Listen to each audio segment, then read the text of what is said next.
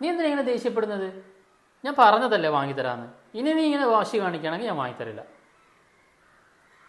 നമ്മുടെയൊക്കെ വീടുകളിൽ കേൾക്കുന്ന ഡയലോഗാണിതല്ലേ.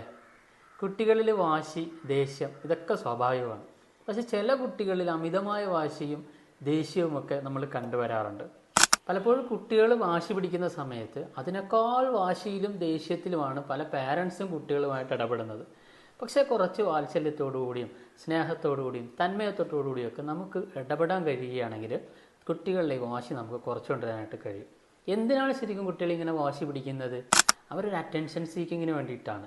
അവരോടൊപ്പമുള്ള അല്ലെങ്കിൽ അവരുടെ പാരൻസിൻ്റെ ശ്രദ്ധ അവരിലേക്ക് കേന്ദ്രീകരിക്കുന്നതിനാണ് പലപ്പോഴും കുട്ടികൾ ഇങ്ങനെ വാശി പിടിക്കുന്നത്.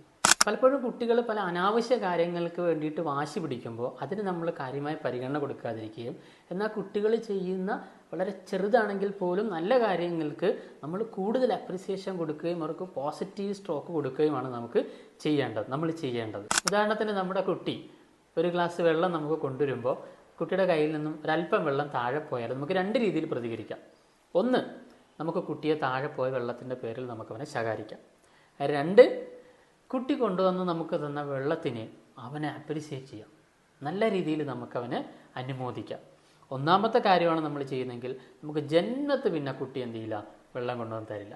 ഇങ്ങനെ നമ്മൾ കുട്ടികൾ ചെയ്യുന്ന കുഞ്ഞു കാര്യങ്ങൾക്ക് പോലും പോസിറ്റീവ് സ്ട്രോക്ക് കൊടുക്കുകയാണെങ്കിൽ, അവർക്ക് നമ്മൾ അപ്രിസിയേഷൻ കൊടുക്കുകയാണെങ്കിൽ കുട്ടിക്ക് മനസ്സിലാവും താൻ ചെയ്യുന്ന നല്ല കാര്യങ്ങൾക്കാണ് ഏറ്റവും കൂടുതൽ ശ്രദ്ധ എൻ്റെ പാരൻസ് നൽകുന്നതെന്ന് കുട്ടിക്ക് തോന്നിത്തുടങ്ങുന്നിടത്ത് നമ്മുടെ കുട്ടിയുടെ വാശിയും ദേഷ്യമൊക്കെ നമുക്ക് കുറച്ചുകൊണ്ടുവരാനായിട്ട് കഴിയും.